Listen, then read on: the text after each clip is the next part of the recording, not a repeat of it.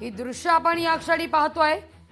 पुन्हा एक इस्रोच्या शिरपेचात मानाचा तुरा खोवला जाणार आहे, कारण विक्रम-1 या ऑर्बिटरचं आता लॉन्चिंग होत आहे.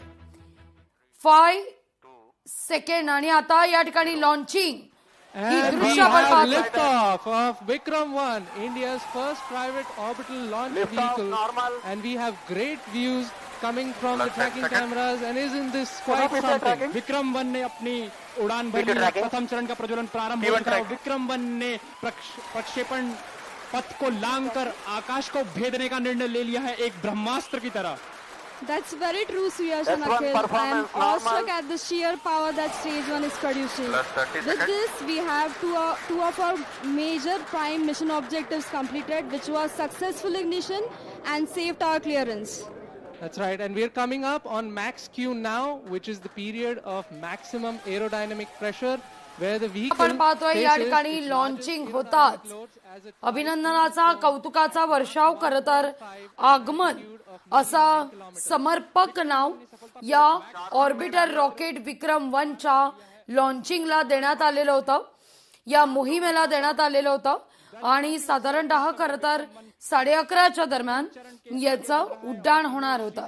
पण काही कारणास्तव हे उड्डाण 15 मिनिटं पुढे ढकलण्यात आलं आणि बरोबर 12:06 या ठिकाणी ऑर्बिटर रॉकेट विक्रम-1चं लॉन्चिंग झालेलं आहे, ज्याचं आगमन असं समर्पक नाव देण्यात आलंय. सगळ्यात महत्वाचं म्हणजे ही मोहीम अतिशय महत्वाची याकरता मानली जाते, कारण हलक्या कार्बन कंपोजिटनं तयार केलेलं हे सगळं ऑर्बिटर आहे.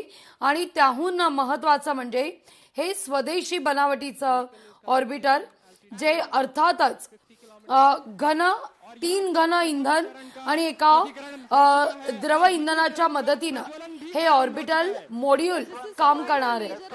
कॉस्मोस डायमंडचा प्रयोगशाळेत तयार केलेल्या हे ऑर्बिटल आहे. पंतप्रधान नरेंद्र मोदी यांनी देखील या उड्डाणाकरता, या मोहिमेकरता विशेष शुभेच्छा दिलेल्या होत्या. 2022 मध्ये विक्रम-S स्कायरूट मोहीम आणि त्यानंतर प्रारंभ ही उपकक्षीय मोहीम ही यशस्वी पार पडल्यानंतर आगमन ही मोहीम आयोजित करण्यात आली. आणि आज 18 जुलैला 12:06 त्याचं यशस्वी उड्डाण होताना दिसतंय. व्यावसायिक प्रक्षेपण क्षेत्रामध्ये ही एक महत्वाची क्रांती मानली जाते. इतर कंपन्यांकरता आता अंतराळाचे दरवाजे या निमित्तानं खुले होणार आहेत. त्यामुळे अर्थातच हे लॉन्चिंग सर्वार्थानं महत्वाचं मानलं जात आहे. व्यावसायिक दृष्ट्या प्रक्षेपण वाहनाच्या उद्योगाला यानंतर चालना मिळणार आहे. विद्यार्थ्यांमध्ये उत्साह आपल्याला पाहायला मिळतोय.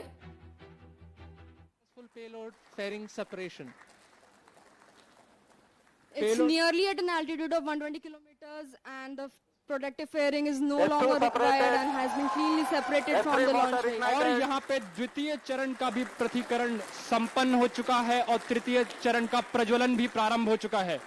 That's right, Akhil. We've had successful ignition of stage 3.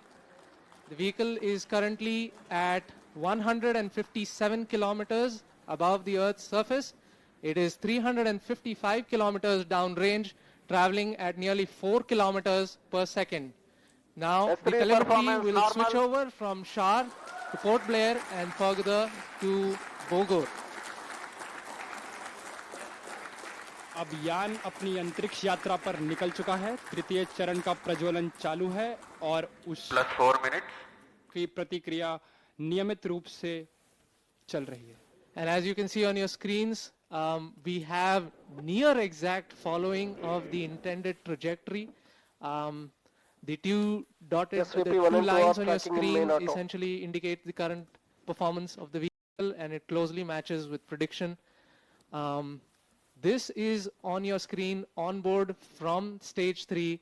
What you see is the rocket plume and the nozzle, and Earth, our home. What a beautiful view. क्या सुंदर दृश्य है हमारी पृथ्वी का. S3 performance normal. और तृतीय चरण का परफॉर्मेंस अब नॉर्मल है, या कि सामान्य रूप से तृतीय चरण का संचालन प्रारंभ हो चुका है और चल रहा है. That's right. We've had call out that the stage 3 performance is nominal. +5 minutes. So stage 3 has a propellant loading of 2.5 tons, and we've had burnout of the stage 3 motor as planned at S3 T plus burnout. 5 minutes. Yes, we've gotten confirmation that S3 has burnt out, and now we're entering a planned coast period, something that lasts for 140 seconds, in which it's called as combined coast. Coasting is normal. Right, so we've got call out that the combined coast is nominal.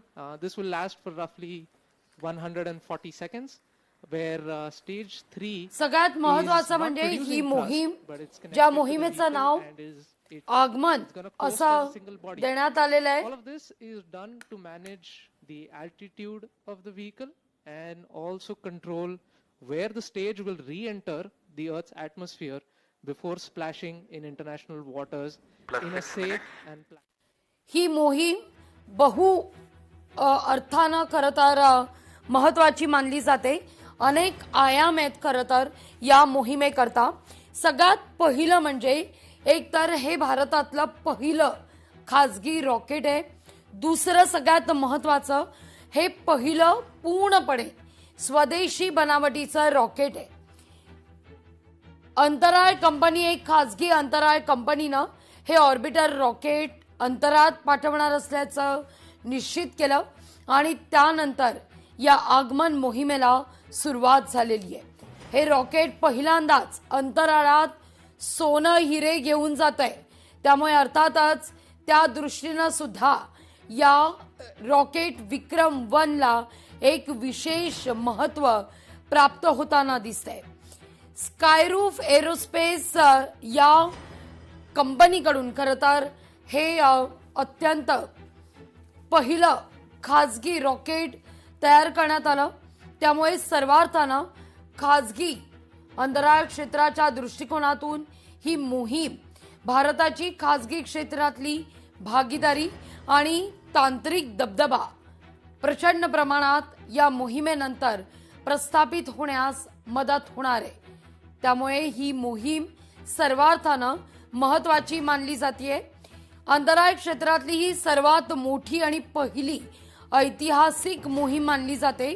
हे rocket व्यावसायिक सॅटेलाइट्सना अंतराळातील अचूक कक्षेत प्रस्थापित करण्याकरता पूर्णपणे आता सक्षम झाल्याचं पाहायला मिळतंय. आणि ती स्थिती निर्माण होताच टाळ्यांचा या ठिकाणी गजर झालेला आहे. जोरदार टाळ्या वाजवून या यशस्वी मोहिमेचं स्वागत होत आहे. The antennas can maintain connection with the ground station and the satellite can be pointing in the right direction. That's right.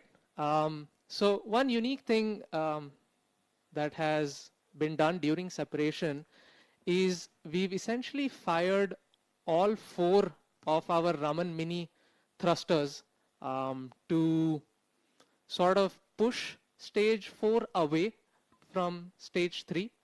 And that just sort of guarantees that there is some minimum separation between the two. अब आने वाला जो चरण है वो द्रव्य प्रणोदन पर आधारित होगा, जिसको हम कक्षा स्थापन या समायोजन खंड ऑर्बिट एडजस्टमेंट मॉड्यूल के नाम से भी जानते हैं, जिसमें द्रव्य प्रणोदन की अवस्थाओं से संचालन होगा जो मोनोमिथाइल हाइड्रोजीन और डाइनाइट्रोजन टाइट्राऑक्साइड पे आधारित है. उसके साथ यान के घूर्णी नियंत्रण के लिए, जिसे कंट्रोल थ्रस्टर्स कहते हैं हम लोग, उन रामन मिनी 50 न्यूटन, वो भी मोनोमिथाइल हाइड्रोजीन और डाइनाइट्रोजन टेट्रा ऑक्साइड पर ही आधारित है. उसके अंतर्गत हमारे पास छोटे कोल्ड गैस थ्रस्टर्स जो कि नाइट्रोजन गैस पर आधारित हैं, वो भी कक्षा समायोजन खंड पे स्थित हैं. S4 ignited. And we've heard call out that S4 or stage 4 has ignited successfully. और चतुर्थ और अंतिम चरण का भी प्रज्वलन हो चुका है। The liquid engine has come alive over 400 kilometers above the earth, beginning a burn that will last for more than 6 minutes. During this phase, the vehicle will steadily accelerate from about 6.68 kilometers per second to nearly 7.64 kilometers per second, delivering the precise velocity needed to achieve its planned 450 by 450 kilometers circular low Earth orbit at a 60-degree inclination.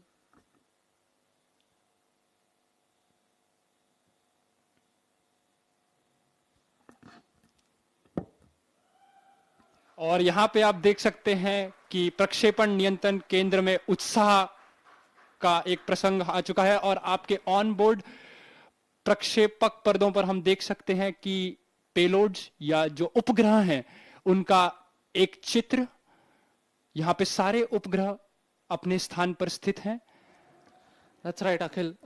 We've also had seamless transition from the S4 Port performance Blair normal. to the Bogor station, and now we are receiving strong telemetry from the Bogor as well as the Yatharga stations in Indonesia and Australia Plus 11 respectively.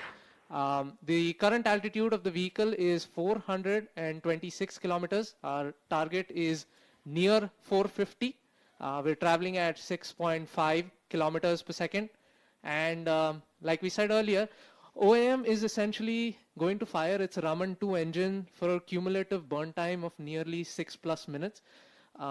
So this is the longest burning. It's the smallest in thrust, but it burns for the longest period of time. And लोकशाही मराठी ऐका, पहा, जागरूक रहा.